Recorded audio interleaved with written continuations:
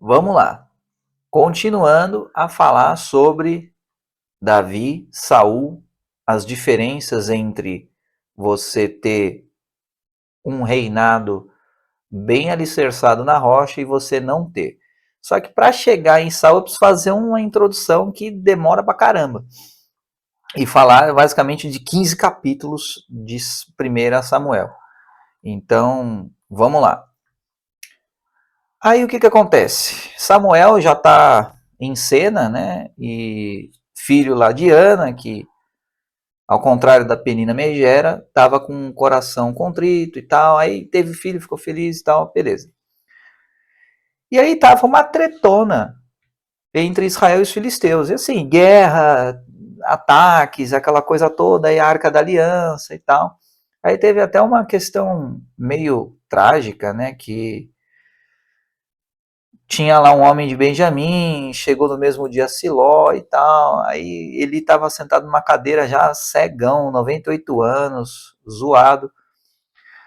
Aí, enfim, o homem contou umas paradas meio punk lá pro Eli, ele ficou noiado, caiu para trás e morreu.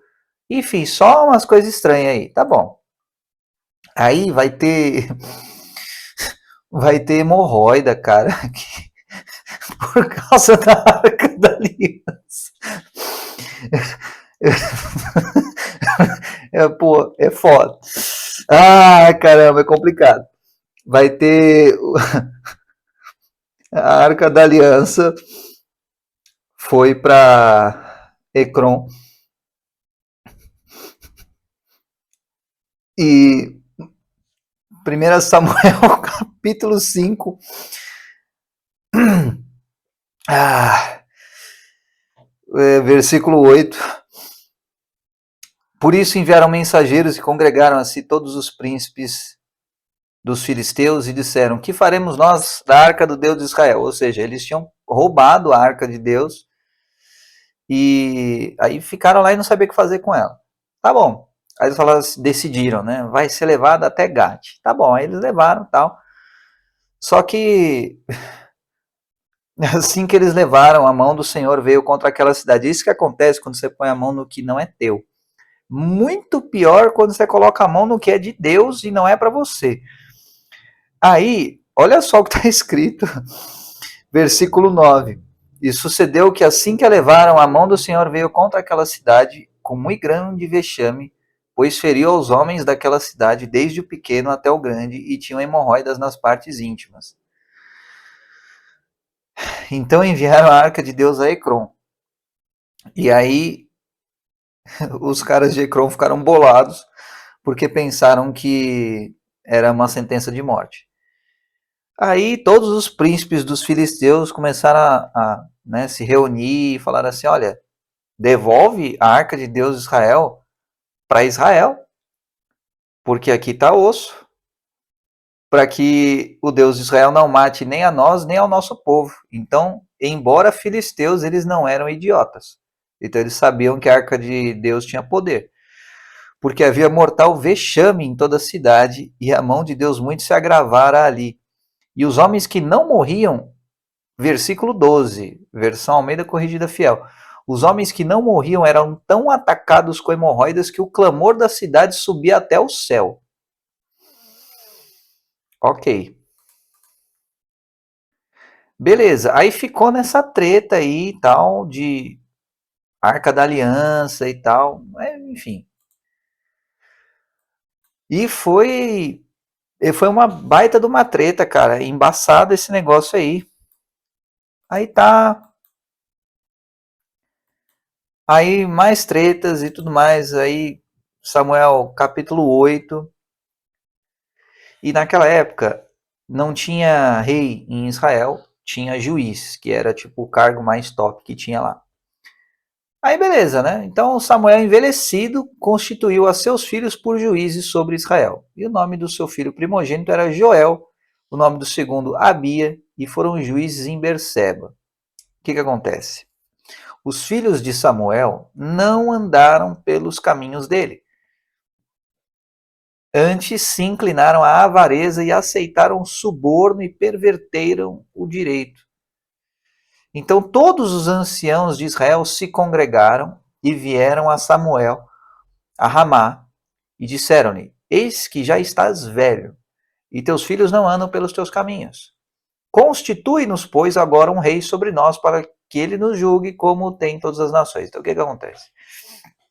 Samuel não explica isso na Bíblia, mas vamos dar uma uma pressuposta.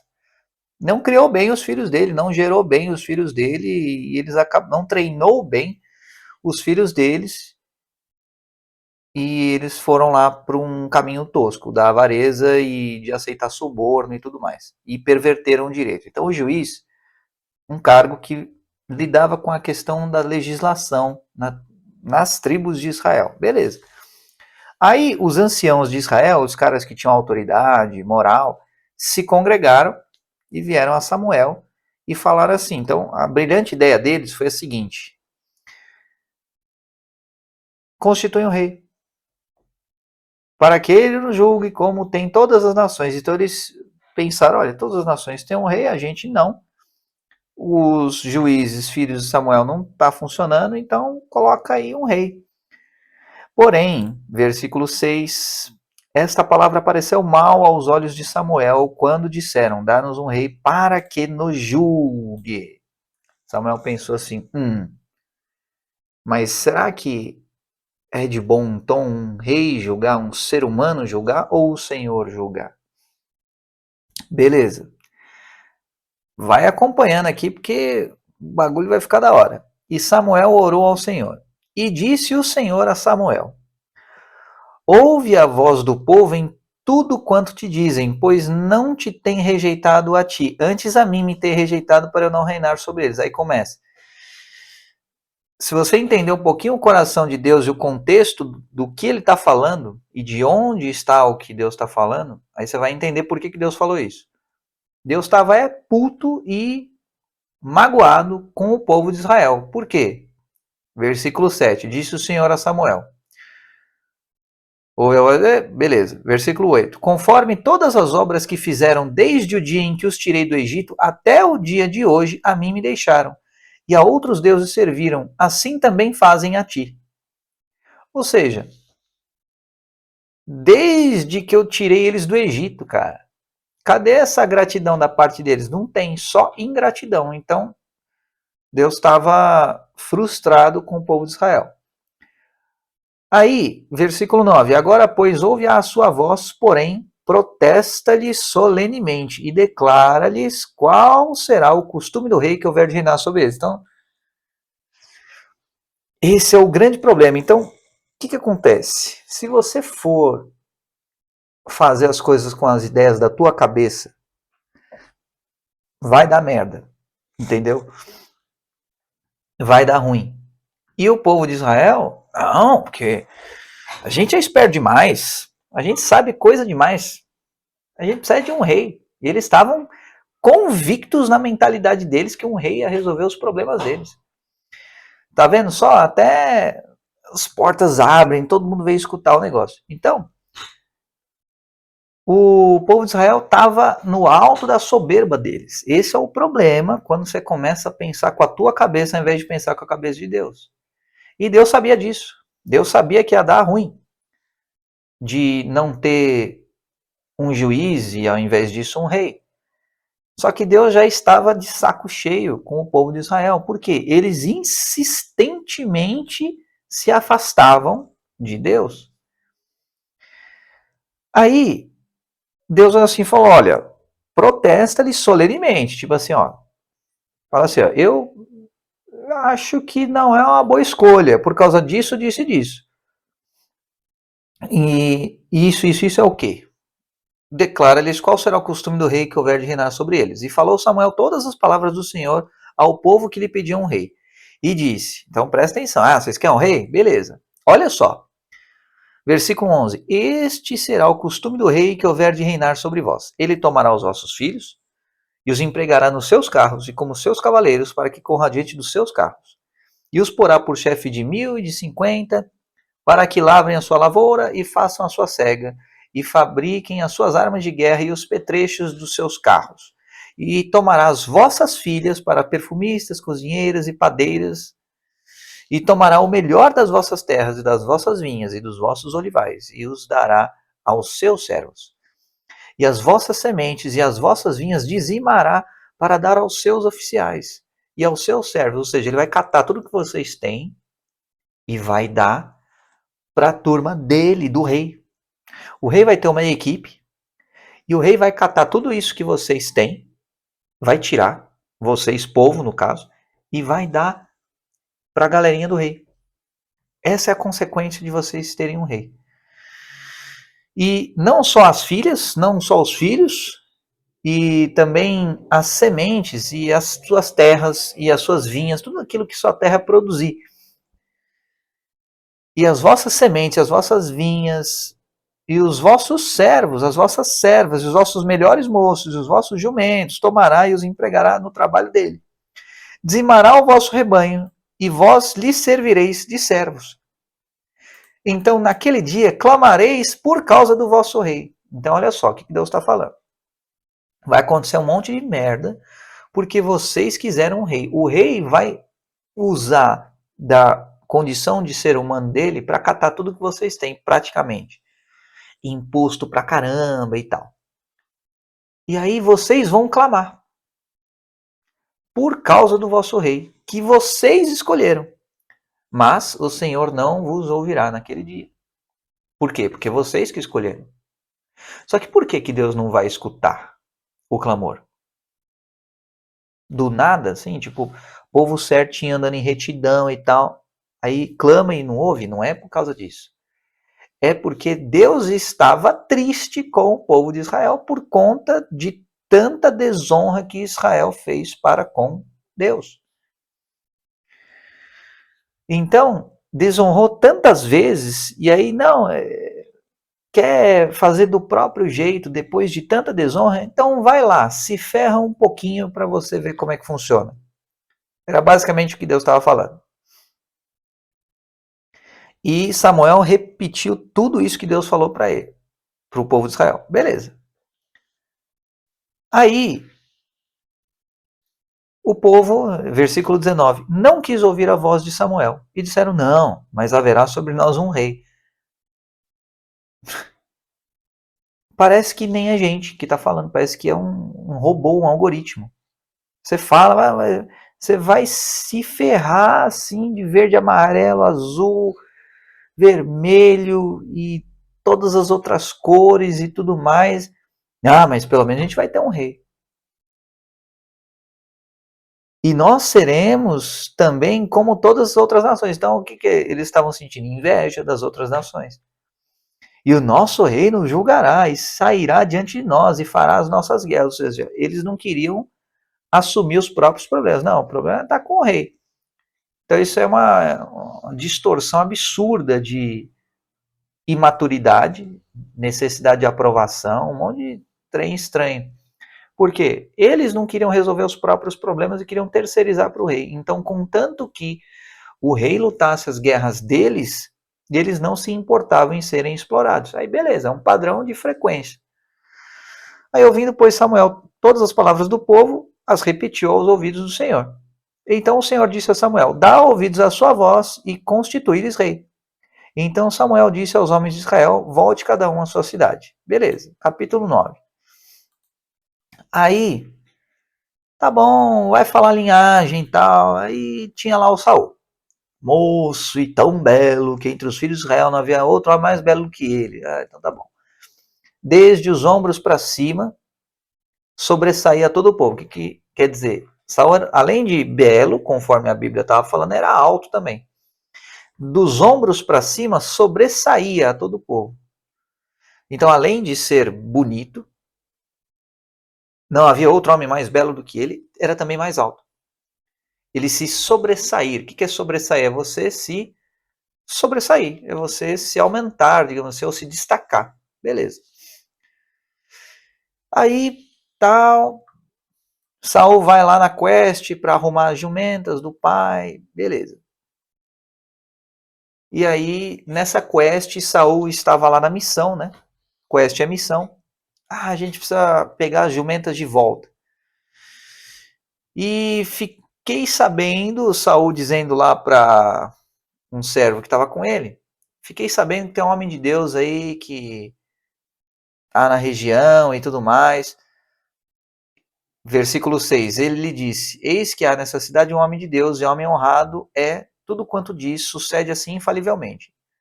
Ou seja, o cara sabe do que está falando, tudo que ele fala acontece. Então vamos ver, vamos perguntar para ele onde é que está essa jumenta. Então Saul disse ao seu moço, eis porém, se lá formos, que levaremos então aquele homem? Ó, Saul tinha uma certa sagacidade. Se o cara tem prestígio, se é poderoso e tudo mais, devemos levar um presente.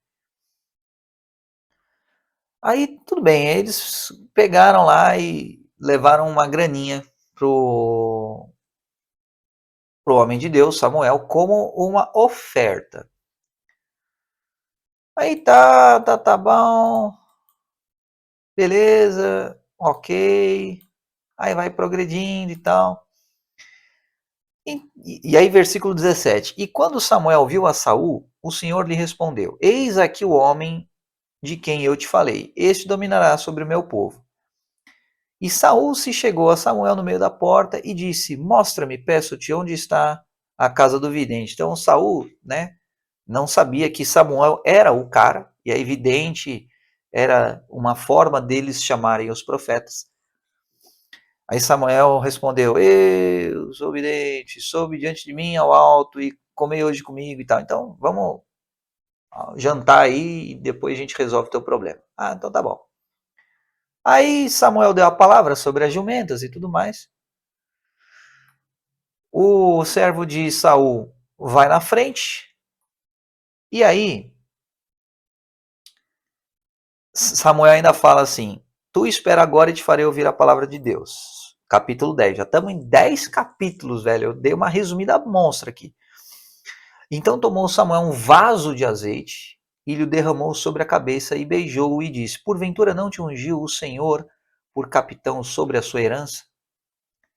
Apartando-te hoje de mim, achará 2 homens junto ao sepulcro de Raquel, no termo de Benjamim, Zéus, aos quais te dirão: acharam-se as jumentas que foste buscar. E eis que já o teu pai deixou o negócio das jumentas e anda aflito por causa de vós, dizendo: que farei eu por meu filho? Então, assim, jumentas vai ser encontradas e teu pai vai ficar bolado por causa de você. Ah, então tá bom. Aí, tal, mais umas outras paradinhas e tal. Então, assim, sobre a guerra, questão dos filisteus e tudo mais. Chegarás ao outeiro de Deus. Eita, mano, o bagulho é sagrado. Sagrado negócio, velho. E mítico, sensacional. Vamos voltar aqui. Olha só. Ainda bem que eu já estou acostumado com isso daí. Então, justamente quando eu ia falar o quê? E há de ser que, entrando ali na cidade, encontrarás um grupo de profetas que descem do alto e trazem diante de si saltérios e tambores e flautas e harpas. Eles estarão profetizando, e o Espírito do Senhor se apoderará de ti, e profetizarás com eles e tornar-te-ás um outro homem. Então, Samuel estava falando para Saul, o Espírito do Senhor vai se apoderar de ti, e aí você vai ganhar uns buffs, né, umas características aí muito boas. Opa! Então, e aí você vai se tornar um outro homem. Tá bom. Beleza. Aí, olha só. Até aqui tá tudo da hora, né? Então, Saul tava lá, foi escolhido, beleza.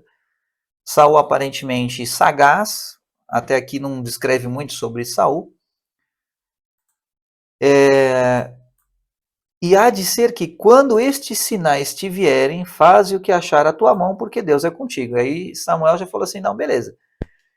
Quando esses sinais te vierem, aí faz o que achar a tua mão. Então se vira aí, faz o que você quiser. Tu, porém, descerás antes de mim a Gilgal, e eis que eu descerei a ti para sacrificar holocaustos e para oferecer ofertas pacíficas. Presta atenção. Olha só, o que Samuel está falando para Saul. Você, Saul vai descer antes de mim a Gilgal. Ponto. Ok? Ok. E eis que eu descerei a ti. Eu quem? Samuel. Para eu sacrificar holocaustos e para eu oferecer ofertas pacíficas. Ali 7 dias esperarás até que eu venha a ti e te declare o que há de fazer. E aí começou a moiar para Saul. Por quê? Porque Samuel passou algumas instruções muito claras.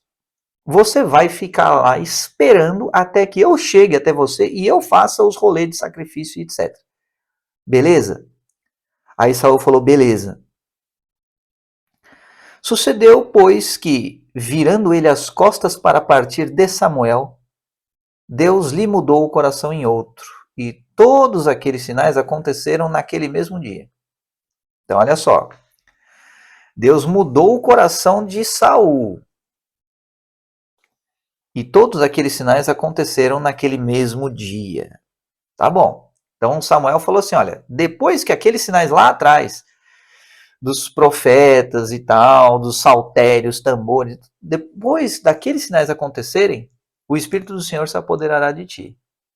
Ah, tá bom. Então, tudo isso aconteceu no mesmo dia. Ok.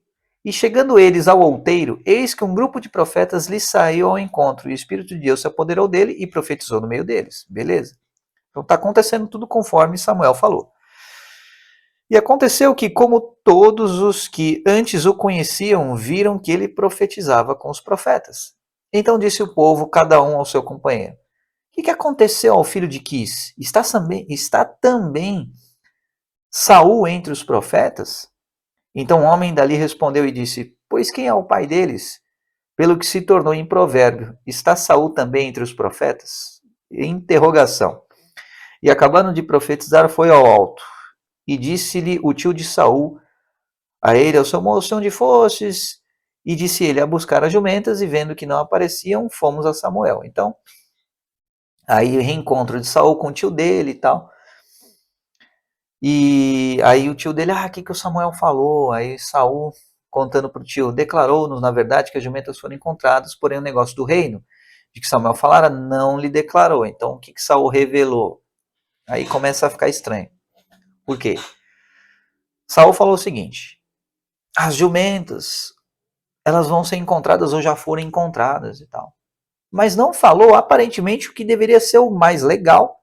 Tipo assim, Samuel me declarou top das galáxias com o Espírito de Deus e tal.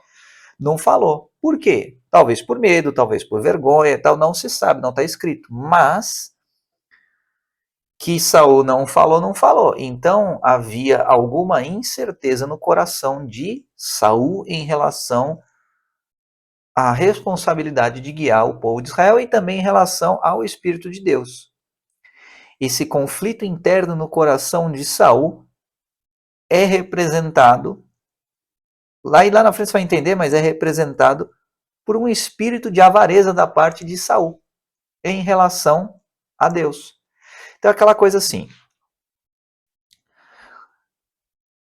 quando você tem alguma coisa que intimida outra pessoa, na verdade, não é que você está intimidando a outra pessoa. A outra pessoa é que se sente intimidada por você, e tem uma diferença muito grande nisso. A pessoa se sentir intimidada por você é uma noia da cabeça da pessoa. E aí, essa sensação subjetiva de se sentir intimidado é por conta de pendências não resolvidas de quem se sente intimidado. Então, pode-se dizer que, como o Espírito de Deus se apoderou de Saul, o coração de Saul pode ter se sentido intimidado diante do Espírito de Deus. Foi intenção de Deus intimidar Saul? Não. Mas Saul tinha algumas coisas, algumas pendências no coração que fez com que ele se sentisse intimidado diante de Deus. Ué, por quê? Parte dessa questão de se sentir intimidado e de querer esconder e tal os negócios, no contexto de Saul tem a ver com vergonha, tem a ver com culpa, tem a ver com cobiça, com avareza, com ganância, com insegurança, com vários medos e tal. e uma série de outras coisas que tem muito mais a ver com trevas do que com luz. Beleza, Saul já estava profetizando, cara. Por que Saul não falou que Samuel ungiu ele? Que derramou um vasão inteiro de óleo na cabeça dele? Por quê? Será que Saul queria a glória só para ele? Entendeu? Tanto é que virou até um provérbio. Está também Saul entre os profetas, mas ninguém sabia a resposta. Por isso que é um provérbio com ponto de interrogação. Então, convocou, pois, Samuel o povo ao Senhor em Mispa.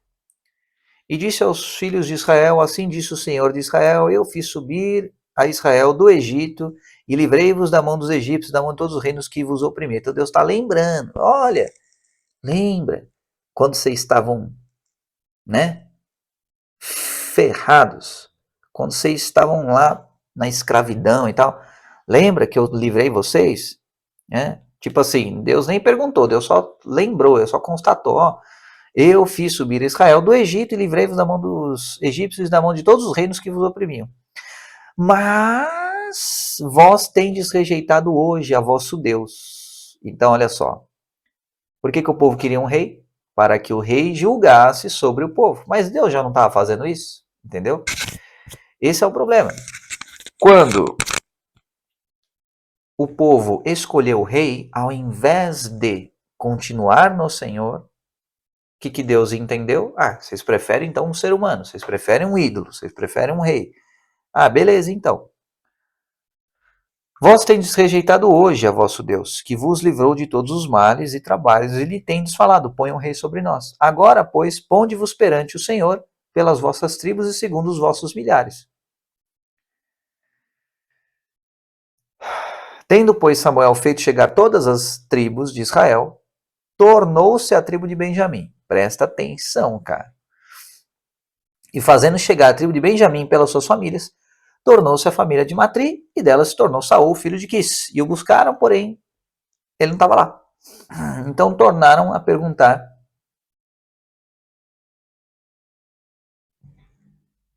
ao Senhor se aquele homem ainda viria ali. E disse o Senhor, eis que se escondeu entre a bagagem. Que isso, velho?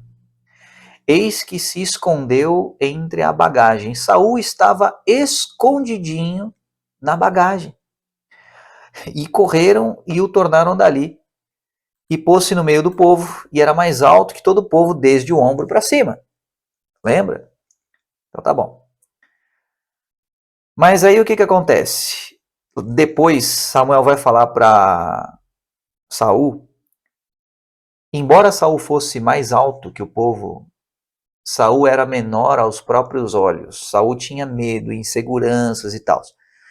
E a insegurança, olha, sensacional, velho. Saul era mais alto que todo o povo de Israel, mas estava com medo. Davi era menor que o gigante e foi para cima. Por quê? Porque, embora ambos estivessem com Deus, Davi acreditou no Senhor e Saul acreditou em si mesmo. E Saul tremeu diante do povo de Israel porque escolheu acreditar na própria força. Mas Davi acreditou no Senhor e partiu para cima para arregaçar o Golias, entendeu? Beleza. Então, 1 Samuel 1 Samuel capítulo 10, versículo 24. Então disse Samuel a todo o povo, vedes já a quem o Senhor escolheu? Pois em todo o povo não há nenhum semelhante a ele. Então jubilou todo o povo e disse, viva o rei! E declarou Samuel ao povo o direito do reino, e escreveu num livro e pô-lo perante o Senhor. Então despediu Samuel todo o povo, cada um para sua casa. E foi também Saul à sua casa, em Gibeá, e foram com ele do exército aqueles cujos corações Deus tocara. Mas os filhos de Belial disseram, esse que nos há de livrar, e o desprezaram e não lhe trouxeram presentes. Porém, ele se fez como surdo. Beleza. Então esse foi o nível de ascensão de Saul. Estava escondido no meio da bagagem do povo da tribo dele. Mesmo sendo mais alto do que todo o resto, Ele sentiu medo e quis se acovardar. E aí começam os contrastes entre Saul e Davi. Então prestem, será que essa é uma boa maneira, né, de começar um reinado? Vamos lá. Mesmo assim, Deus tocou os corações da galera que voltou com Saul. Mas olha só, Saul já estava demonstrando que não, né, não estava assim muito maduro emocionalmente para liderar o povo. E a partir desse momento é que vai acontecer uma série de circunstâncias e de fatos que vão colocar em xeque a questão de Saul. Então, acompanha essa série de vídeos para você entender um pouquinho melhor esses contrastes e não repetir os mesmos erros que Saul cometeu.